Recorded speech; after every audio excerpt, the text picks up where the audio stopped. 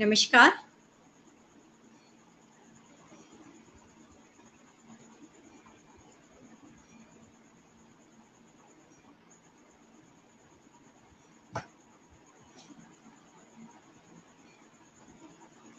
नमस्कार।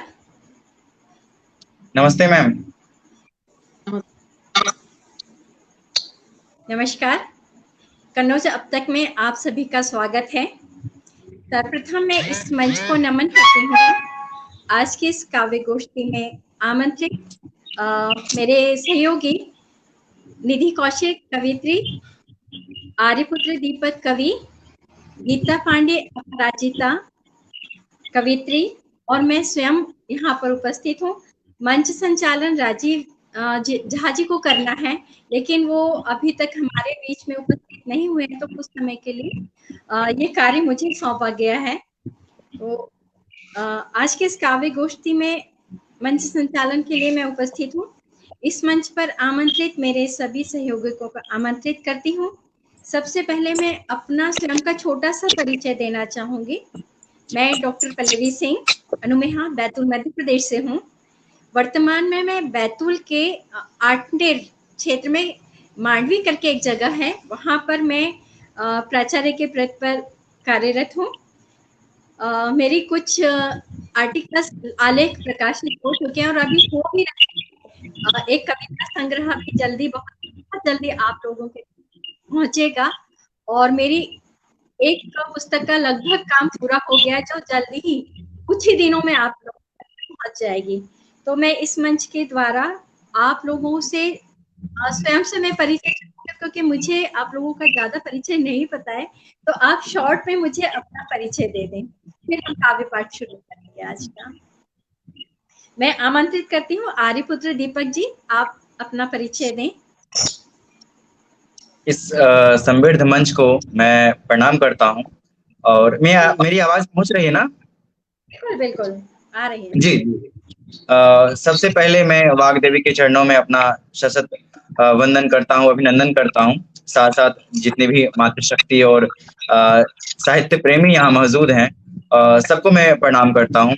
मैं आर्यपुत्र दीपक काशी हिंदू विश्वविद्यालय के हिंदी विभाग से सीनियर रिसर्च फेलो हूँ और इसके अलावा एक काशी हिंदू विश्वविद्यालय से ही मानस नाम से एक साहित्यिक पत्रिका निकाली जाती है, जिसका मैं संपादन कर रहा हूँ। इनकी संपादन की जिम्मेदारी मेरी है और इसके अलावा स्वतंत्र साहित्यिक पत्रकारिता में मेरी गहरी रुचि है, तो इंटरव्यू लेना और उसको प्रकाशित करना।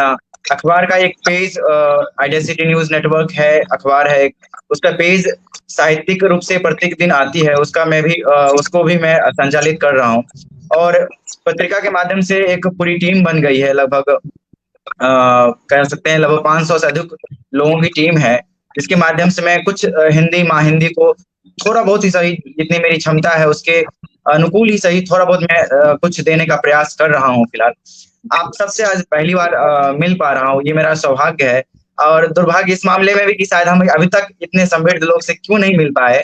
अगर राजीव जी का पहले अगर मैसेज आया होता, पहले उन्होंने बुलाया होता, तो हम शायद पहले आप लोग से मिल पाते। खैर देर से आप मिले हैं, लेकिन उम्मीद है कि आप लोग से बहुत कुछ मुझे सीखने को मिलेगा, क्योंकि हम आप सबके अनुज हैं और आपका स्नेह और आशीर्वाद अगर हम पे बना रहे तो हम साहित्य के क्षेत्र में कुछ और बेहतर कर पाएंगे। धन्यवाद जी आपका। जी, मैं आमंत्रित करूंगी निधि कौशिक जी, आप अपना परिचय दें। नमस्ते, थैंक यू सो मच सबसे पहले इनवाइट करने के लिए। और परिचय तो क्या है, मैं अक्सर यही कहती हूँ कि मेरी कविताएं मेरी रूह का आईना है, एक दफा ठहर देख लेती हूँ। मुझे ऐसा लगता है कि जो भी लिखने वाले होते हैं वो कहीं ना कहीं अपनी रूह से जुड़कर लिखते हैं, जो भी वो अपने आसपास देखते हैं या महसूस करते हैं। तो ज्यादा कुछ नहीं है मेरे बारे में बताने को। मैं बस कोशिश यही करती हूँ कि जैसे इंग्लिश को आजकल बहुत ज्यादा स्टेटस सिंबल बना दिया गया है और हिंदी को पढ़ने वालों को लोग गवार और तुच्छ समझते हैं, तो मेरी कोशिश यही रहती है कि हिंदी साहित्य की किताबों को जितना ज्यादा पढ़कर प्रमोट किया जाए, उनकी जो व्याख्या होती है वो मैं करती हूँ। कविताएं अलग अलग जो भी हमारे पुराने साहित्यकार रहे हैं, जिनकी किताबें आजकल लोग ज्यादा पढ़ते नहीं है, क्योंकि नए नए लोग आते जा रहे हैं, तो लोग क्या है ट्रेंड के हिसाब से चलते हैं। तो मेरी कोशिश रहती है कि लोग की किताबें और समय जिनको के भी हिसाब से बदलता है। कभी नहीं पढ़ी गई है उनको एक बार थोड़ा सा हाईलाइट किया जाए, और जो नए बच्चे हैं उनको बताया जाए कि हमारा साहित्य कितना पुराना और कितना सुंदर लिखा हुआ है, जिसको कॉपी करके इंग्लिश वाले लिखते हैं और हम उसको शो ऑफ करते हैं कि देखो हमने ये पढ़ा है। हालांकि अगर हम अपना पुराना साहित्य पढ़ें तो वो कहीं ज्यादा खूबसूरत है। तो बस यही छोटी सी कोशिश मेरी रहती है सोशल मीडिया के थ्रू, क्योंकि सारे यंगस्टर सोशल मीडिया पे हैं, तो मुझे लगता है कि उससे बेहतर कुछ है नहीं माध्यम हमारे पास कि हम जो युवा है उनसे जुड़ पाए। बाकी एक कविता संग्रह मेरा अभी प्रकाशित होने वाला है, मैंने वो दिया हुआ है संपादन के लिए, तो वो भी जल्द आ जाएगा। चलिए, धन्यवाद आपका, बधाई आपको इसके लिए। मेरा भी बहुत जल्दी आप लोगों के बीच में आएगा। उच्छ्वास के साथ कविता संग्रह है, और पुस्तक है मेरी संवेदना और शिल्प, उपन्यासों में संवेदनाशील। तो ये नर्मदा प्रकाशन से कार्य चालू है इसका, बहुत जल्दी हम लोगों के बीच में पहुंचेगी। एक हमारी सहयोगी गीता पांडे जी को और उपस्थित होना था, अभी तक के नहीं आई हैं, तो आज का कार्यक्रम हम प्रारंभ करना चाहेंगे। मैं स्वयं इस कार्यक्रम का संचालन कर रही हूँ, तो मैं चाहूंगी मैं इस मंच के द्वारा अपने पापा की एक कविता के साथ में शुरू करूं, क्योंकि मेरे पापा को एक स्थान मिलना चाहिए था, और वो इस एक बड़े मंच पर ही उपस्थित होना चाहते थे। आज हम लोगों के बीच में नहीं है वो, और एक कुछ हम लोगों को एक अच्छी परवरिश देने की वजह से वो अपने आप को बैकग्राउंड में लेते चले गए, और उन्होंने अपनी कविताओं को हम लोगों के बीच में नहीं लेके आए हैं। तो मैं चाहती हूँ इस माध्यम से मैं उनकी कविताओं को हम लोग सभी के समक्ष प्रस्तुत कर सकूं, जिससे एक पहचान उन्हें भी मेरे साथ में उनको भी मिले। आशीर्वाद उन्हीं का है ये। तो मैं आज उनको श्रद्धा सुमन अर्पित करते हुए इनके कविता से कार्यक्रम का प्रारंभ करती हूँ। दिन के उजाले में शाम का पहरा है, दिन के उजाले में शाम का पहरा है, हल्का सा धुंधल का है, फिर घना अंधेरा है, दिल के उजाले में सो गई किरणें नदिया के आंचल में, सो गई किरणें नदिया के आंचल में, सुबह के सरजमी पर,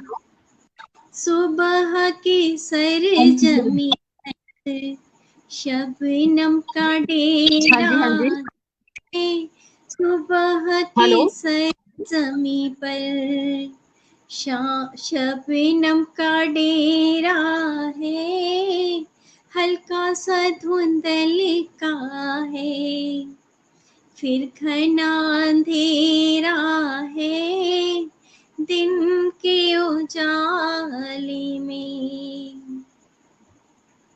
धीरे उतर गई धूप पेड़ों के झुरमुट में, धीरे उतर गई धूप पेड़ों के झुरमुट में, हर तरफ खामोशी है,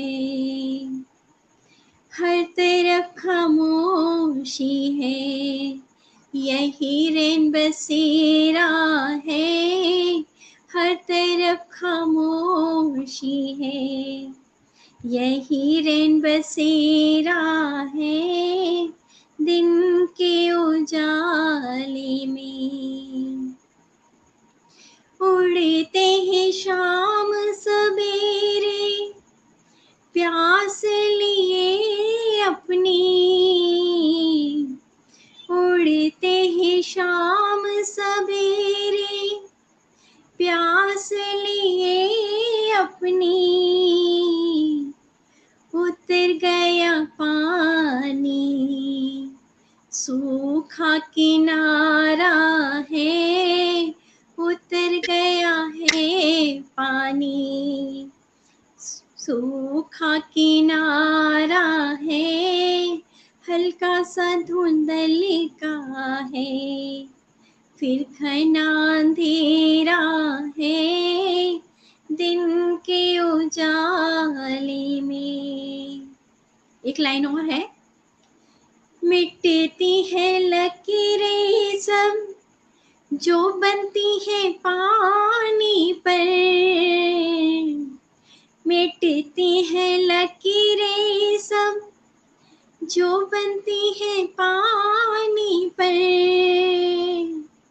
कुछ देर तमाशा है, कुछ देर तमाशा है, फिर हल्का सा सेहरा है, कुछ देर तमाशा है, फिर उजड़ा सा सेहरा है, दिन के उजाले पर। शाम का पहरा है, हल्का सा धुंधल का है, फिर घना अंधेरा है, दिन के उजाले में।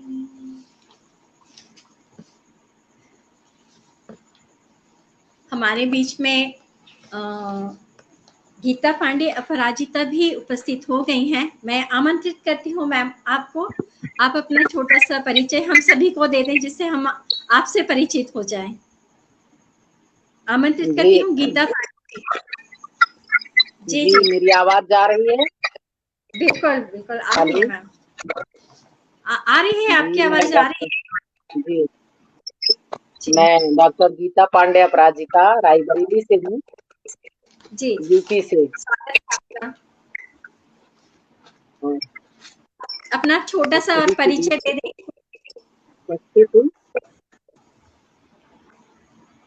परिचय में अपनी मैं एक इंटर कॉलेज में प्रधानाचार्य हूँ, हिंदी प्रवक्ता भी हूँ, और मैं साहित्य के प्रति मेरी पूरी साधना, जो भी समय मिलता है वो साहित्य के लिए समर्पित है। इसके अलावा मेरे पास और दूसरा कोई काम नहीं है। बच्चों को पढ़ाना, उसके बाद जो भी काम मिलता है, समय बचता है, उसमें साहित्य साधना करना, यही मेरा ध्येय है। और मैं आप सभी के बीच उपस्थित हूँ। परिचय मैंने वैसे भेज दिया था जो था मेरा, और मेरी किताबें भी निकल चुकी हैं। दोहा कलश है, छंदवाटिका है, और प्रकाशन में महासती खंड काव्य मैंने महासती अनसुईया पर लिखा है, वो भी बस 10-15 दिन में आ जाएगा। तो मेरा जो भी समय है वो साहित्य के लिए समर्पित है, और सामाजिक कार्य भी मैं करती हूँ। राजनीतिक में भी मैं उत्तर प्रदेश, यहाँ पर अपने जिले में भी, रायबरेली जिले की मैं महिला मोर्चा की, भाजपा की जिला संयोजक हूँ, महिला मोर्चा शिक्षक संगठन की अध्यक्ष हूँ, और प्रबुद्ध वर्ग की भी मैं अध्यक्ष हूँ, महिला मोर्चा की अपने जिले में। यही सब हमारे जो कार्य हैं, गतिविधियां हैं, और समाचार पत्रकारिता में भी भाग लेती रहती हूँ। मैं रायबरेली जिले में चीफ ब्यूरो हूँ। ये यूपी इंडिया जो लाइव टीवी न्यूज चैनल जो चलता है, इसकी मैं चीफ ब्यूरो भी हूँ।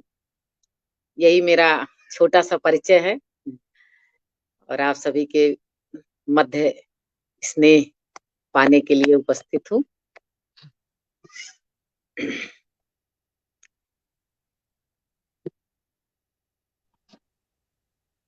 पल्लवी मैम आप म्यूट हैं। नहीं, हेलो, आवाज नहीं आ रही है मेरी? अब आ रही है, पहले नहीं आ रही। नेटवर्क प्रॉब्लम होगा कोई। मैं आप ही आमंत्रित करती हूँ, आप अपनी रचनाओं को हम सबके बीच में प्रस्तुत करें। Nidhi Kaushik ji. Thank you so much first of all, सभी बहुत बहुत धन्यवाद। मैं जितना भी लिखती हूँ, मुझे ये है कि भाव लिखना ज्यादा पसंद है, तो मैंने उस पर ही लिखा था कि जब जब पुरुष लिखा गया, जब जब स्त्री लिखा गया तो लिखी गई संवेदनाएं, उन पर हुए अत्याचार, बेबसी और बलात्कार। लेकिन जब जब पुरुष लिखा गया, लिखी गई जिम्मेदारियां, समाज के प्रति, परिवार के प्रति, देश के प्रति। लिखा गया उसे एक स्त्री का पति, पिता या पुत्र। मुझे ऐसा लगता है कि हमने पुरुष को आज तक कभी लिखा ही नहीं।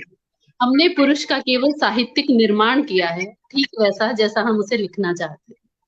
असल में जितनी असंवेदनशीलता के साथ हमने पुरुष को लिखा है, पुरुष उतना असंवेदनशील होता नहीं है। जब कोई संवेदनशील पुरुष कलम उठाता है तो भी वो स्त्री को मुख्य किरदार पाता है और सजा देता है उसे अपनी संवेदनाओं से। क्योंकि उसे पता है कि एक संवेदनशील पुरुष होते हुए भी वो एक संवेदनशील पुरुष नहीं लिख पाएगा, क्योंकि उस पर विश्वास नहीं किया जाएगा कि पुरुष भी संवेदनशील होते हैं।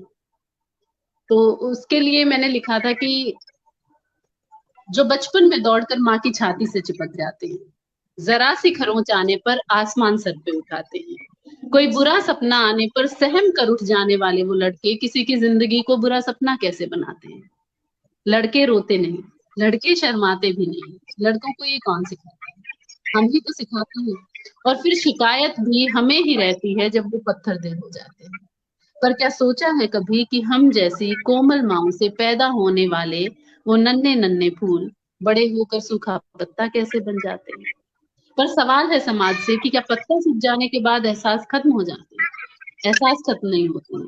जिम्मेदारी होती है उन सूखे पत्तों पर भी पूरे पेड़ की, इसलिए खुद गिरकर नए पत्तों के लिए जगह बनाते हैं। और जब ठोकरों संग मिल जाते हैं मिट्टी में जज्बात सारे, तब भी वो लड़के रोने को एक कंधा नहीं पाते हैं। पर एक माँ होते हुए मैं कहती हूँ कि लड़के रोते भी हैं, डरते भी हैं और शर्माते भी हैं। पर कहीं ना कहीं हम ऐसी माएं हैं जो उन्हें उनकी संवेदनाएं छिपाना सिखाते हैं।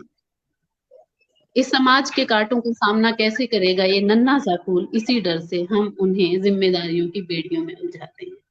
तो चलिए इस समाज को फिर से एक लचीली सी टहनी बनाते हैं और अपने नन्हे नन्हे फूल जैसे बेटों के जज्बात सूखा पत्ता हो जाने से पहले उन्हें कोपलों की तरह सहेजते हैं।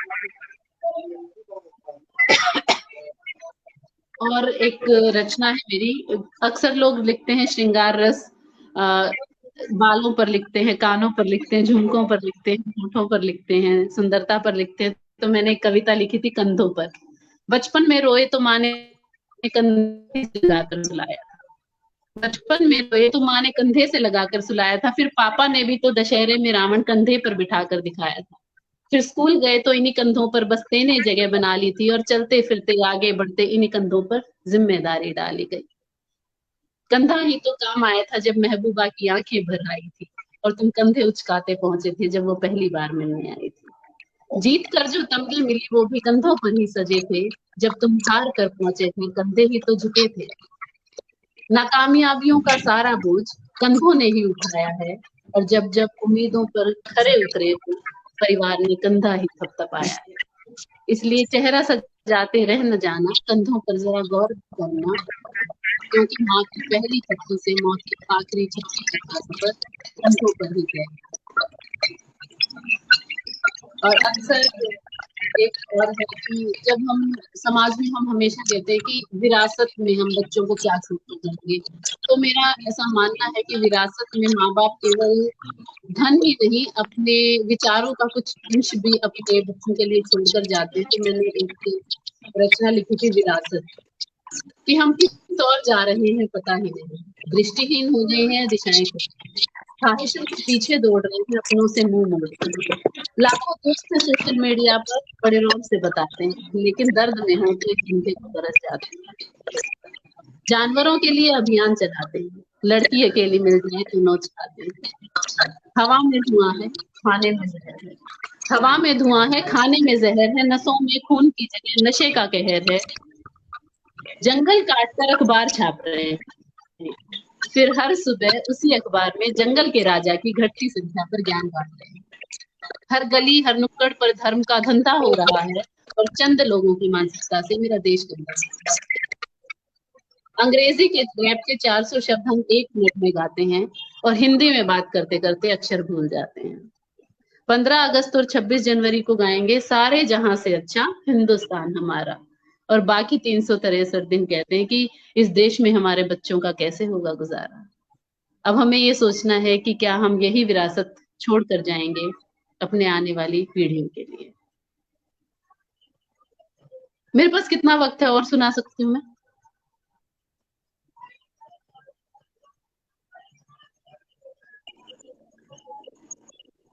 हमारे बीच में मेरी आवाज आ रही है निधि मैडम? हाँ जी, हाँ जी। राजीव जी उपस्थित हो गए हैं। मंच हाँ, संचालन नमस्कार राजीव जी नमस्कार सबको मेरा आदेश नमस्कार। नमस्कार मैं सर। मेरी ट्रेन जो है वो लेट आई और मैं फिर वहां से आया हूँ अभी और फिर मैं उपस्थित हो गया हूँ आप लोगों के बीच में आकर। और बहुत अच्छी जी लगी आपकी कविता निधि कौशिक जी। आपने बहुत ही एक संवाद कायम किया है आज की काव्य गोष्ठी में। और वाकई आज की जो गोष्ठी है जिसको हमने ग्रीष्म सरस काव्य गोष्ठी नाम दिया है हमने, तो इसको आपने विचारों के जरिए इसमें सरसता आपने का रस आपने घोल दिया है आज की काव्य गोष्ठी में। चिंतन और विमर्श और स्त्री पुरुष विमर्श जो है समाज में और दूसरे सारे जो प्रसंग हैं आज की अपसंस्कृति के और बदलाव के, इन सब के बीच से गुजरती हुई आपकी जो कविताएं हैं वो कई सवालों को से हमें रूबरू कराती हैं। और आपकी कविताएं हम लोगों ने सुनी, बहुत अच्छी लगी, इसके लिए बहुत बहुत बधाई। और मैं पल्लवी सिंह अनुमेहा जी से आग्रह करूंगा कि वो काव्य गोष्ठी को अब आगे बढ़ाएं। जी नमस्कार सर, अभिवादन आपका। मैं अपनी कविता अतीत आप लोगों के समक्ष प्रस्तुत करती हूँ। रेगिस्तान का क्षेत्र बढ़ गया, रेगिस्तान का क्षेत्र बढ़ गया, एक और नखलिस्तान मिट गया। नखलिस्तान मरुद्यान जो होता है, मरुद्वीप जिसको कहते हैं वो है। रेगिस्तान का क्षेत्र बढ़ गया, एक और नखलिस्तान मिट गया। रेगिस्तान के आसमां में दिखा एक बादल का टुकड़ा। नखलिस्तान मिट गया, रेगिस्तान के आसमां में दिखा एक बादल का टुकड़ा। चाह संभावना की समेटती रही सिरहन। दुर्दिन की बदली थी, दुर्दिन जो बुरा समय होता है, बुरा दिन जो है उसको कहा है। एक बादल का टुकड़ा, चाह संभावना की समेटती रही सिरहन। दुर्दिन की बदली थी, आस स्वप्नवत हो चुकी। बदली पानी की नहीं, बदली पानी की नहीं, कसेला धुआं काली आंधी संग ढाक गया एक और घर। आस स्वप्नवत हो चुकी, बदली पानी की नहीं, कसेला धुआं काली आंधी संग ढाक गया एक और घर। जल गई छत क्योंकि लाश को कंधा नसीब न था, जल गई छत क्योंकि लाश को कंधा नसीब न था। रेगिस्तान में बादल बरसना संभव न था, रेगिस्तान में बादल बरसना संभव न था। मरीचिका जमीन से उठ आसमान में छू गई। मरीचिका एक प्रकार का वायुमंडल है जो दृष्टि भ्रम कर देता है हम लोगों को। वो है नसीब न था रेगिस्तान में बादल बरसना संभव न था। मरीचिका जमीन से उठ आसमान में गई, नजरें उठी और टोपी भी गई, नजरें उठी और टोपी भी गई। न जाने उद्रगी छाया का, न जाने उद्रगी छाया का जो तीव्र वेग होता है एकदम से उठता हुआ, तो न जाने उद्रगी छाया का क्या होगा। चलो हटो, चलो हटो क्या बकते हो, घर बुद्धिजीवियों का है। चलो हटो क्या बकते हो, घर बुद्धिजीवियों का है। नया बसेरा नए मरुद्यान में बसेगा, अतीत भी तुम्हारे संग ही चल बसेगी। चलो हटो क्या बकते हो, घर बुद्धिजीवियों का है। नया बसेरा नए मरुद्यान में बसेगा, अतीत तो तुम्हारे संग ही चल बसेगा। मेरी एक कविता और है, सारा ब्रह्मांड। ख्यालों में आच्छादन, आच्छादन लिबास जो कपड़े पहनते हैं वो है। ख्यालों में एक आच्छादन के रूप में दस्तावेजों पर उतार देने का एक माध्यम है शब्द। ख्यालों के एक आच्छादन के रूप में दस्तावेजों पर उतार देने का एक माध्यम है शब्द, किंतु किंतु जो कहा ही नहीं गया हो वो क्या है? किंतु जो कहा ही नहीं गया हो वो क्या है? वो न ग्रंथों में मिलेगा और न ही कहीं एपगैफ में। एपगैफ शिलालेख हैं जो लिखे हुए रहते हैं, उसमें जो कहा ही नहीं गया हो वो क्या है? वो न ग्रंथों में मिलेगा और न ही एपगैफ पर, न ही सागर तटों की रेत पर, न ही किसी आलेखों पर। वो अगर मिलेगा तो अनंत आकाश में। रेत पर न ही किसी आलेखों पर, वो अगर मिलेगा तो अनंत आकाश में। ये लिखा जाता है सिर्फ अक्ष में। ये लिखा जाता है सिर्फ अक्ष में, यानी आंखों में लिखा जाता है। ये लिखा जाता है सिर्फ अक्ष में या किन्हीं भीत पर, या किन्हीं भीत पर अपनी उंगलियों के द्वारा एक ऐसा दस्तावेज है जिसका साक्ष्य कोई नहीं है। अपनी उंगलियों के द्वारा ये एक ऐसा दस्तावेज है जिसका साक्ष्य कोई नहीं है। यह तो सारा ब्रह्मांड है, यह तो सारा ब्रह्मांड है। एक बहुत कविता सुंदर, अपनी बहुत और सुंदर। एक कविता और प्रस्तुत करती हूँ मैं अपनी। कमरा। अनायास तीव्र वेग से मेरे कमरे में आकर हवा ने हलचल मचा दी। अनायास तीव्र वेग से मेरे कमरे में आकर हवा ने हलचल मचा दी और पर्दे ने लहरा कर मेरे टेबल पर रखी कांच की बड़ी फ्रेम तस्वीर को गिरा दिया। और पर्दे ने लहराकर मेरे टेबल पर रखी कांच से मड़ी फ्रेम हुई तस्वीर को गिरा दिया। साथ ही वहीं वहां पर रखी हुई मियाज पुस्तकें के पन्ने को फड़फड़ाकर हलचल मचा दी। फिर वही इंक की बोतल ने उन सारे पन्नों को अपने रंग में रंग लिया। मेरे टेबल पर रखी कांच से मड़ी फ्रेम हुई तस्वीर को गिरा दिया। साथ ही वहीं रखी हुई मियाज के पन्नों ने फड़फड़ाकर हलचल मचा दी। वहीं रखी हुई इंक की बोतल ने सारे पन्नों को अपने रंग में रंग लिया। वहीं कहीं दीवार पर लटकी तस्वीर ने मुंह घुमाकर कहा हवा से, ऐसे ही तुम फिर कई बार आना, मेरे इस बंद कमरे में अपना होने का एहसास दिलाती जाना। फिर मुंह घुमाकर हवा से कहा, ऐसे ही तुम फिर कई बार आना, मेरे बंद कमरे में अपना होने का एहसास दिलाती जाना। बहुत सुंदर, बहुत सुंदर।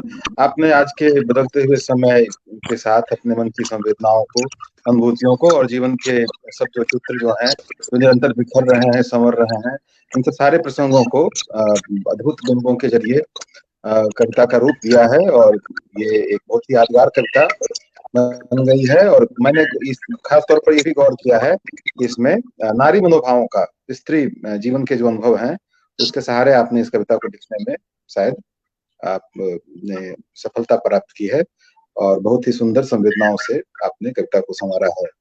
मैं आग्रह करूंगा आर्यपुत्र दीपक जी से कि वो भी अपनी कविता सुनाएं। आपका स्वागत है आर्यपुत्र दीपक जी। आप बनारस के रहने वाले हैं, आप शोध छात्र हैं बनारस हिंदू विश्वविद्यालय के।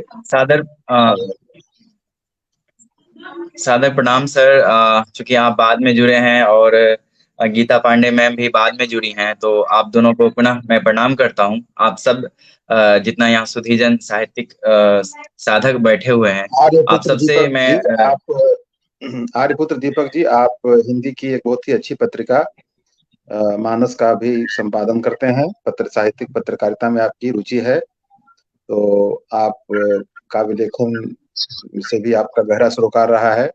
और सबसे बड़ी बात है कि आप युवा वर्ग से आने वाले होनहार नौजवान हैं, साहित्यिक जगत को आपसे काफी अपेक्षा है, आशा है। और आज की कवि गोष्ठी में भी हम लोग चाहते हैं कि आप अपनी कुछ सुंदर कविताएं हमें सुनाएं। जी जी जी सर, मैं यहाँ कविता से ज्यादा महत्वपूर्ण ये है कि मैं आप लोगों से बहुत कुछ सीख सकता हूँ और सीख भी रहा हूँ। आप मैम, पल्लवी मैम हो या फिर निधि मैम हो, आप दोनों ने बहुत अच्छी कविताएं सुनाई। मैं कई उसमें बिंब प्रतिबिंब ऐसे थे जो आप मुझे भी लगा अपनी कि कविताएं मेरे मन को सुनाइए। छू रहा है। आप भी अपनी जी जी कविताएं जी सुनाइए। कविताएं लेकर आप आए हैं ना जी जी, बिल्कुल अपने बिल्कुल साथ बिल्कुल में आप? हाँ, सर। तो उन कविताओं को आप सुनाइए, हम लोग सुनना चाहते हैं। जी आपकी जो जी जी जी अनुभूतियां हैं, जी। तो संवेदनाएं जी जो जी जी हैं। सर, मैं दो छोटी कविताएं सुनाता हूँ। एक मध्यम आकार की, एक छोटी कविता है। उसके बाद आप जैसा कहेंगे जी मैं आगे। एक सुनाइए एक सुनाइए। एक छोटी बिल्कुल कविता है। बिल्कुल सुनाएं आप। जी जी, मेरा जो विषय है मुख्य रूप से मैं प्रेम को लेकर लिखता हूँ कुछ भी। तो पहली कविता का जो शीर्षक है वो है व्यथित मन। तो आप सुने कि सांसों का दीप जलाऊं कैसे, सांसों का दीप जलाऊं कैसे, कैसे गाऊं आज मल्हार, अश्रु पूरित इन नैनों से कैसे विस्मित कर दूं मैं प्यार, अश्रु पूरित इन वाह, नैनों बहुत से सुंदर। कैसे विस्मित कर दूं मैं प्यार। एक आह को सुनकर तुम, एक आह को सुनकर तुम द्रुत आए थे प्राण समेत, उच्छ्वास अब बोझिल होता, ले जाओ तुम अपना भेंट, उच्छ्वास अब बोझिल होता, ले जाओ तुम अपना भेंट। है प्राण विकल उनसे मिलने को, है प्राण विकल उनसे मिलने को, जिनसे जीवित मेरी इच्छा है, निष्प्राण इन आशाओं को बस उनकी ही प्रतीक्षा है, निष्प्राण इन वाह, बहुत आशाओं को सुंदर। बस उनकी ही प्रतीक्षा है। क्या भूलूं क्या क्या याद करूं, क्या भूलूं क्या याद करूं, किससे स्नेहिल संवाद करूं, क्या भूलूं क्या याद करूं, किससे स्नेहिल संवाद करूं। वो खुशियां लुटाती है वहां, मैं कैसे दरिया पार करूं, वो खुशियां लुटाती है वहां, मैं कैसे दरिया पार करूं। मैं नहीं सह सकता अब उर्मे तेरा आना जाना, मैं नहीं सह सकता अब उर्मे तेरा आना जाना, या तू मेरी हर ले प्राण, या बना ले कहीं और ठिकाना, या तू मेरी हर ले प्राण, या बनाने कहीं और ठिकाना। एक सर दूसरी कविता है मेरी मणिकर्णिका कविता, जिसको वागार्थ पत्रिका में के मार्च अंक में प्रकाशित किया गया था आदरणीय शंभू सर के द्वारा। तो मैं वो मेरी प्रतिनिधि रचनाओं में से एक है, प्रेम की मणिकर्णिका। मैं भूमिका नहीं बना रहा हूँ सर, बस एक वाक्य कहना चाहता हूँ कि अभी तक जितने भी लोग प्रेम को लिखे हैं, खास करके मणिकर्णिका से जोड़ करके, कि हम सब जानते हैं मणिकर्णिका एक शमशान घाट है और आजीवन मतलब कि सदियों से वहां पे चिताएं जलती आ रही है। और वहां पे कहा जाता है कि आज तक कभी वहां का जो चिता जलना बंद नहीं हुआ है, 24 घंटे और सदियों से लगातार जलती आ रही है। तो सबने अपने अपने तरीके से लिखा। मैंने पहली बार मणिकर्णिका को प्रेम के रूप में लिखने का प्रयास किया हूँ, एक कोशिश किया हूँ। आप लोग का स्नेह मिले तो शायद इस कोशिश को और संबल मिलेगा।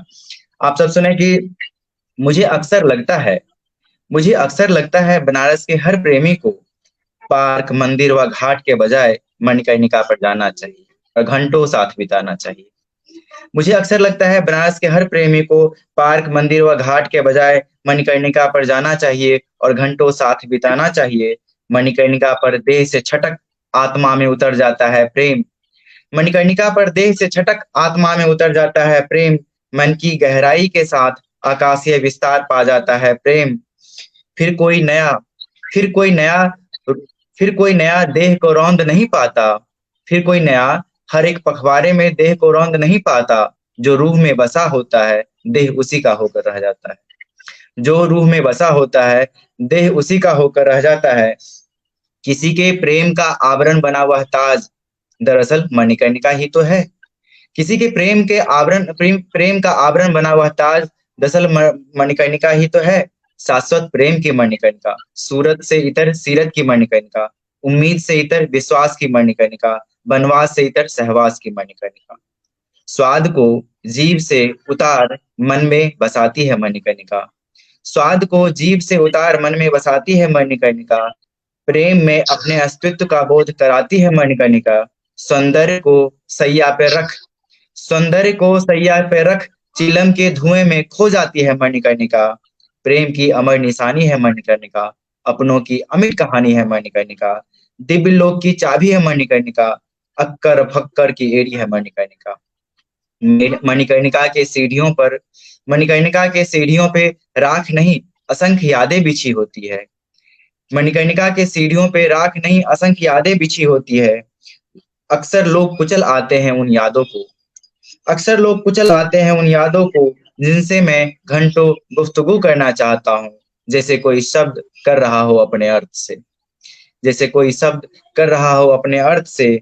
दरअसल ये स्मृतियों को कुचलने का समय है, दरअसल ये स्मृतियों को कुचलने का समय है। संवेदना के संक्रमण के इस दौर में मैं स्मृतियों को बचाना चाहता हूँ, पानी की तरह उसे बचाना चाहता हूँ, हवा की तरह उसे निर्मल रखना चाहता हूँ, केवल इसलिए कि हमेशा मैं प्रेम में रहना चाहता हूँ, कि हमेशा मैं प्रेम में रहना चाहता हूँ।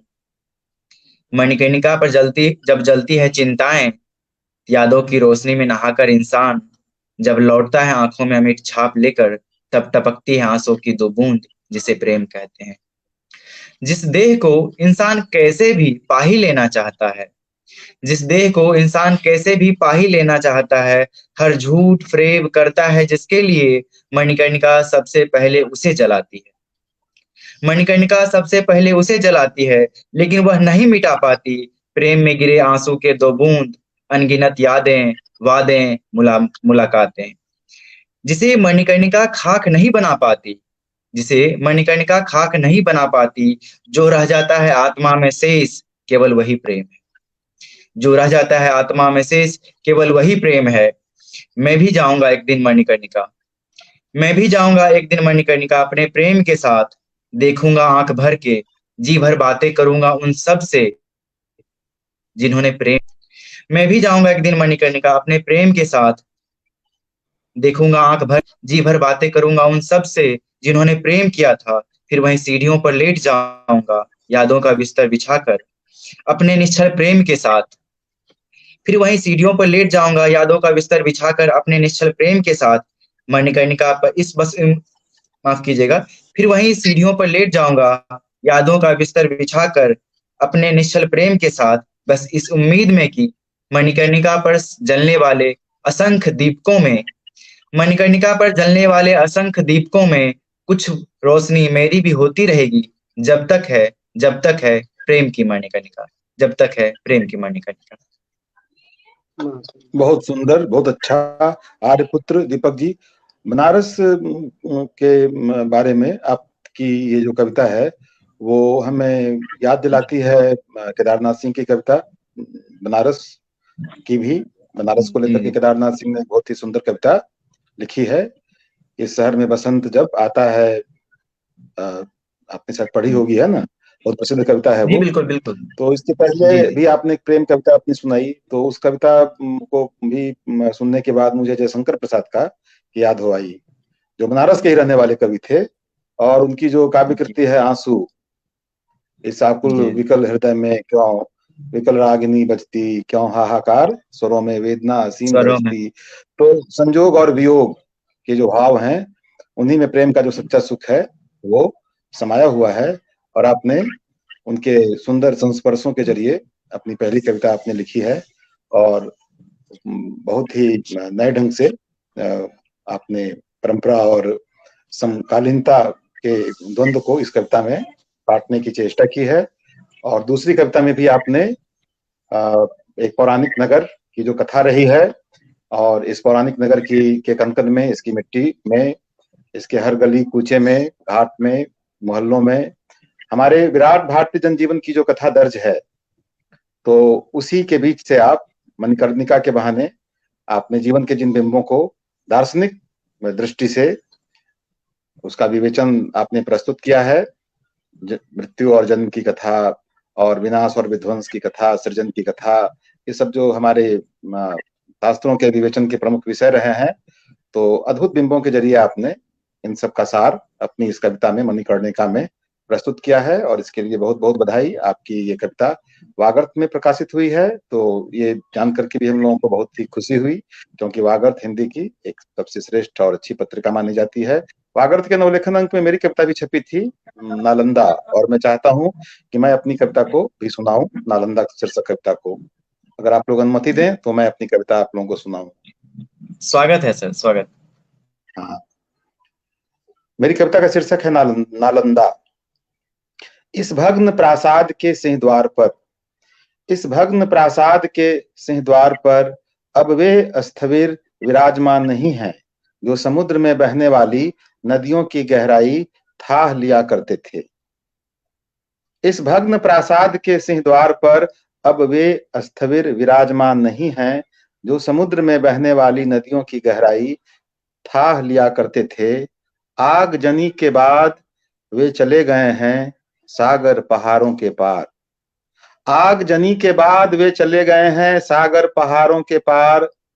एक सन्नाटा यहाँ अविरल गूंजता रहता है जिसमें कुछ पदचापों की आहट सुनाई देती है। वेनसांग, हर्षवर्धन, बख्तियार खिलजी कई कहानियों को कहता हुआ नालंदा अजायब घर नहीं है। वेनसांग, हर्षवर्धन, बख्तियार खिलजी कई कहानियों को कहता हुआ नालंदा अजायब घर नहीं है, इतिहास है, इतिहास है जो किसी बोधि वृक्ष की छाया में, जो किसी बोधि वृक्ष की छाया में, किसी पथिक की उन्मीलित कोरों की ओट में आज भी बसा है। इस भग्न प्रासाद के सिंहद्वार पर अब वे स्थविर विराजमान नहीं हैं जो समुद्र में बहने वाली नदियों की गहराई थाह लिया करते थे। आगजनी के बाद वे चले गए हैं सागर पहाड़ों के पार। तो आप सबको मेरी कविता पसंद आई होगी और मैंने आप सबको की कविताएं भी सुनी। इस बीच में आपकी कविताएं विशेष तौर पर मुझे सुनने को मिली और निधि कौशिक जी की कविताएं भी मैंने सुनी और उनके बाद पल्लवी सिंह मेहरा जी की कविताएं भी मैंने सुनी। तो अब मैं गीता पांडे जी से आग्रह करूंगा कि वो अपनी कविताएं सुनाएं और हम लोग गीता पांडे जी से कविताएं सुने। गीता जी, आप अपनी कविताएं सुनाएं हम लोग। हेलो, आवाज जा रही है मेरी? हाँ बिल्कुल, आपकी आवाज साफ साफ आ रही है।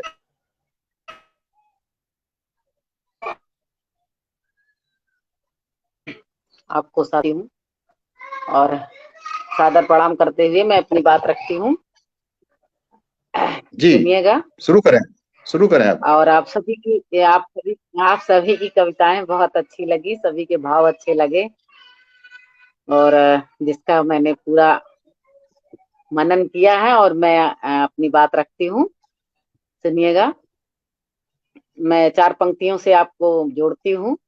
लिखा लिखा अन्याय हो जिसमें, लिखा अन्याय हो जिसमें पृष्ठ वो फाड़ देती हूँ। लिखा अन्याय हो जिसमें पृष्ठ वो फाड़ देती हूँ। जरूरतमंद मिल जाए मदद की आड़ देती हूँ। जरूरतमंद मिल जाए मदद की आड़ देती हूँ। और कहीं हो देश का दुश्मन, कहीं हो देश का दुश्मन, मगर वो जान ले इतना, कलेजा चीर कर उसका तिरंगा गाड़ देती हूँ। कलेजा चीर कर उसका तिरंगा गाड़ देती हूँ। और इन्हीं पंक्तियों के बाद में एक मुक्तक और रखती हूँ। बहुत सुंदर, बहुत सुंदर। आपने आज के दौर में तिरंगे के नाम पर जो छल छद्म और झूठ समाज में, देश में जो फैला हुआ है, तो आपने अपनी इस कविता में, इन काव्य पंक्तियों में उसे यथार्थ के रूप में, विषय वस्तु के रूप में आपने प्रस्तुत किया है और इस दृष्टि से ये कविता जो है बहुत ही अर्थपरक है। ध्वज को लेकर के और तिरंगे को लेकर के हमारे देश में शुरू से एक प्रपंच मतलब होता रहा है। रघुवीर सहाय जी ने भी कविता लिखी है ना कि राष्ट्र गीत में भला कौन वह भारत भाग्य विधाता है, फटा सुथन्ना पहने जिसका गुण हरिचरना गाता है। तो वो एक गरीबों के को लेकर के उन्होंने सवाल पूछे थे तिरंगे से और राष्ट्र गीत से। और आपने यहाँ पर जो साजिशें चल रही हैं देश के भीतर, देश के खिलाफ, और अपने ही लोग सब हैं, तो यहाँ पर तिरंगे को हाथ में लेकर आपने एक सौगंध कविता में एक प्रण आपने प्रस्तुत किया है और ये बहुत ही महत्वपूर्ण है। हम आपसे आपकी अगली कविताएं भी सुनना चाहते हैं। गीता पांडे जी, अपनी कविताएं आप जी सुनाएं। जी।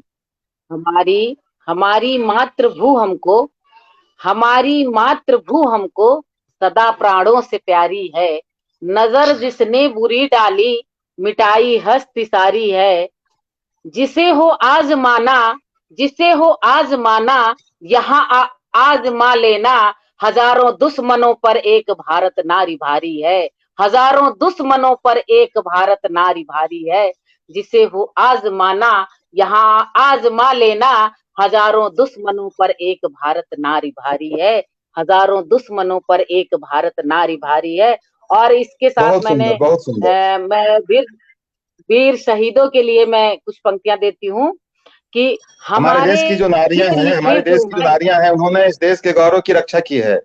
और हजारों सालों की जो गुलामी हमारे देश की जो रही है, उस दौर में बिल्कुल उसकी अंतिम कड़ी थी महारानी लक्ष्मीबाई, जिन्होंने तलवार लेकर के हाथ में उठा करके और घोड़े पर चढ़ करके ब्रिटिश सेना का मुकाबला किया था। और उसके पहले भी आप देखिए कि राजस्थान के राजपूत राज्यों की जो वीरांगनाएं थीं, तो उन्होंने भी छक्के छुड़ा दिए थे और उन्होंने राजस्थान का एक इतिहास मतलब लिखा था अपनी वीरता से जी और अपने चिंतन से, अपने महान चरित्र से, उसी शौर्य से। इतिहास तो बिल्कुल आपने मैं सही बिल्कुल अपनी इस कविता में ये लिखा है कि जो एक नारी है भारत की, वो बहुत सारे हजारों सवालों पर वो भारी पड़ सकती है। जी और वो इस देश का अस्तित्व है, इसकी संस्कृति है, इसकी शान है, इसकी गरिमा है।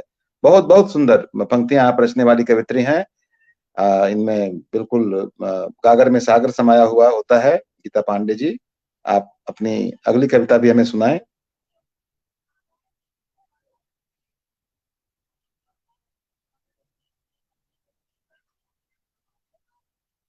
गीता पांडे जी, गीता पांडे जी कविताएं अपनी नहीं सुना पा रही हैं, तो मैं आग्रह करूंगा निधि कौशिक जी से कि वो अपनी कविताएं हमें सुनाएं। जी। एक दिन यूं ही मन में ख्याल आया कि चलो कुछ अलग लिखते हैं। एक दिन यूं ही मन में ख्याल आया कि चलो कुछ अलग लिखते हैं। फिर सोचा कि सब कुछ तो लिखा जा चुका है और आजकल तो सभी लिखते हैं। कोई वाह सच वाह, लिख बहुत सुंदर। कोई सच लिखता है आधा, तो कुछ पूरा झूठ लिखते हैं। चलो आज लिखे चांद को बेवफा, महबूब तो सब लिखते हैं। और क्या कभी लिखी होगी सूरज की तपिश भी किसी ने? सर्दियों की धूप को आगोश तो सब लिखते हैं। रातों को जाग कर लिखी जा सकती है उजले चेहरों के पीछे छिपी कालिख भी। अपने अपने ख्वाब तो सब लिखते हैं। राम सीता के प्रेम की दास्तान लिख कर देखें क्या? राम सीता के प्रेम की दास्तान लिख कर देखें क्या? वनवास और अग्नि परीक्षा तो सब लिखते हैं। और क्या बीतती होगी रुक्मिणी और अयन के दिल पर? मेरी समझ के अनुसार राधा जी के पति का नाम अयन था। कि क्या बीतती होगी रुक्मिणी और अयन के दिल पर जब लोग युगों युगों तक कृष्ण को राधा के संग लिखते हैं। फिर मैंने सोचा बहुत कि सुंदर। आज कागज खाली रहने दूं और बना दूं एक शांति पताका इससे, क्योंकि क्रांति तो सोशल मीडिया से लेकर अखबार तक सब लिखते हैं। और मुझे लिखनी है एक दिन आवाम की हकीकत भी। मुझे लिखनी है एक दिन आवाम की हकीकत भी, क्योंकि सरकारों को नाकाम तो सब लिखते हैं। बहुत सुंदर, बहुत सुंदर। निधि कौशिक जी से कुछ हम लोग अभी डिस्कनेक्ट हो गए हैं, अचानक बीच में उनकी आवाज सुनाई नहीं दे रही है। मेरी आवाज आप लोगों को सुनाई दे रही है ना? मुझे आपकी आवाज आ रही है सर। हाँ, तो अब हम ये कहना चाह रहे थे कि आज के दौर की जो हम लोग की जो जिंदगी है, उसमें जीवन का हर एक प्रसंग जो है, तो वो कविता का विषय बनता चला जा रहा है। और कविता बहुत नई नई जमीन पर लिखी जा रही है। और इस दृष्टि से आपकी जो ये कविता है, बहुत अच्छी कविता है। और हम कार्यक्रम के बारे में भी आप लोगों को बताना चाहेंगे कि कार्यक्रम आज 7:30 बजे शुरू हुआ था और हमारी अनुपस्थिति में डॉक्टर पल्लवी सिंह अनुमेहा जी ने संचालन का दायित्व निभाया। और अब 8:27 होने वाले हैं। 8:30 में हम लोग का कार्यक्रम समाप्त हो जाएगा। और मैं डॉक्टर पल्लवी सिंह अनुमेहा जी से आग्रह करूंगा कि वो अपनी बातें रखते हुए और कार्यक्रम को समापन की ओर वो ले जाएं।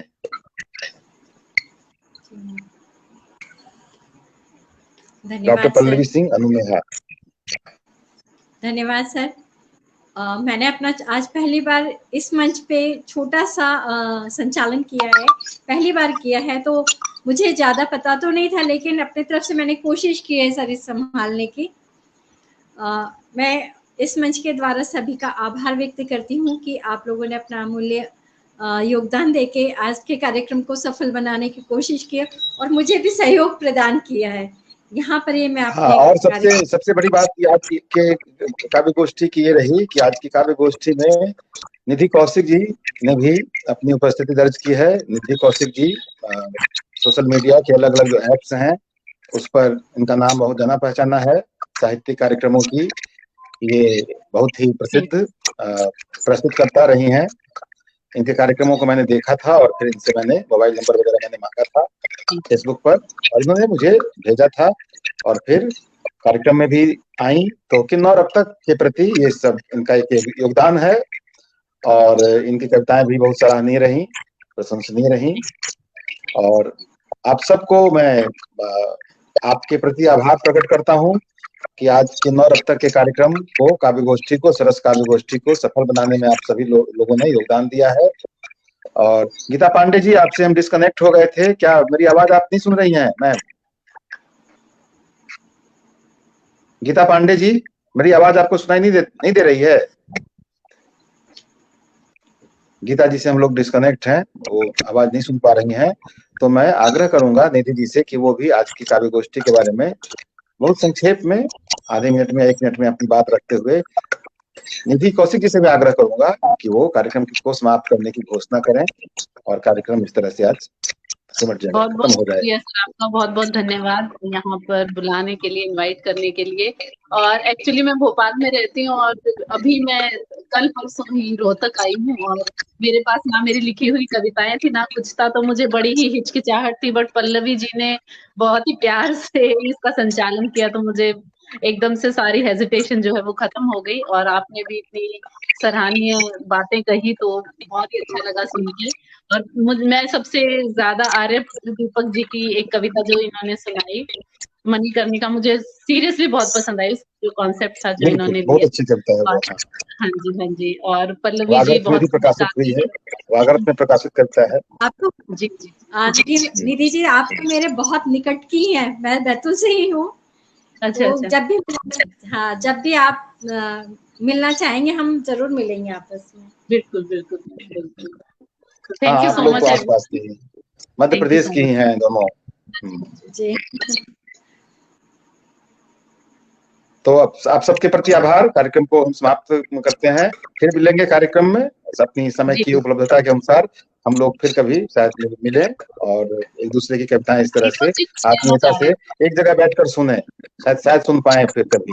लेकिन आज की गोष्ठी में हम लोगों की भेंट तो हुई ही है और ये एक बहुत ही यादगार अनुभव है हम सबका। नमस्कार। दीपक जी, धन्यवाद। दीपक जी, आप भी कुछ कहना चाहते हैं? जी सर, इस आभासी परिवार को मैं नमन करता हूँ और निधि मैम और पल्लवी मैम और आपसे जुड़कर बहुत अच्छा लगा। पहली बार हम आप लोग सुन रहे हैं। सर, एक मेरा आग्रह रहेगा कि जैसा कि पल्लवी मैम भी कह रही थी उनकी काव्य संग्रह आ रही है और निधि मैम भी कह रही थी कि आपकी काव्य संग्रह आ रही है, तो मैं उस काव्य संग्रह को पढ़ना चाहूंगा क्योंकि मैं किसी भी काव्य संग्रह या पुस्तक पे कोशिश करता हूँ समीक्षा लिखूं, जो खास करके अभी के वर्तमान दौर में प्रकाशित हो रही है। तो इस दृष्टिकोण से मैं भी पढ़ना चाहूंगा। अगर आप जैसे भी हो, अगर उपलब्ध करवा पाए इन फ्यूचर भविष्य में, तो मेरे लिए सौभाग्य का विषय होगा और कुछ नया हम लिखने का प्रयास करेंगे आप लोग के स्नेह और आशीर्वाद। आपकी तो पत्रिका है मानस, और निधि जी हो या पल्लवी सिंह जी हो, सभी लोगों को आपकी जरूरत है। संपादक के रूप में आपकी पत्रिका में ये लोग लिखना चाहेंगी, मैं भी लिखना चाहूंगा। तो मैं आपको इन लोगों का नंबर जो है निधि जी का और पल्लवी सिंह जी का मैं भेज दूंगा। शायद आप लोगों को कोई परेशानी इसमें नहीं होगी, मैं समझता हूँ, है ना। और फिर आप संपर्क में रहिएगा, तो जब संग्रह छपेगा तो वो जानकारी मिल जाएगी आपको, है ना। जी।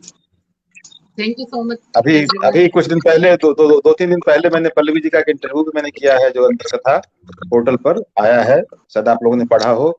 तो इस तरह की जो चीजें हैं, समीक्षा और इंटरव्यू, साक्षात्कार, ये सब भी हम लोग करते रहें और एक साहित्यिक परिवेश बने, है ना। जी सर, बिल्कुल। साहित्य तो मिलजुल करके ही लोग लिखते हैं, एक दूसरे के साथ कविताएं वगैरह सुनते हैं। बहुत अच्छा लगा आप लोगों से मिलजुल करके। धन्यवाद सर। जी, धन्यवाद। तो कार्यक्रम अब समाप्त कर रहे हैं।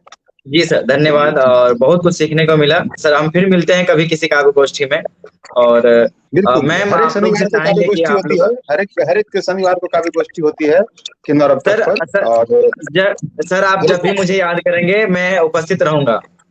बिल्कुल, मैं जानकारी दे दूंगा। और जी सर। प्रतिभा जी, आपकी कविताएं भी बहुत अच्छी लगी, देश प्रेम और ये सब विषय जो आपके हैं, आपके कविताओं के, वो हमारी नई चेतना का संचार करते हैं। आभारी हैं हम आपके, डॉक्टर गीता पांडे जी, कि आप कार्यक्रम में आई और आपने कविताओं को पढ़ा। आपके प्रति भी आभार। ठीक है, धन्यवाद। अब मैं कार्यक्रम को समाप्त कर रहा हूँ। जी सर।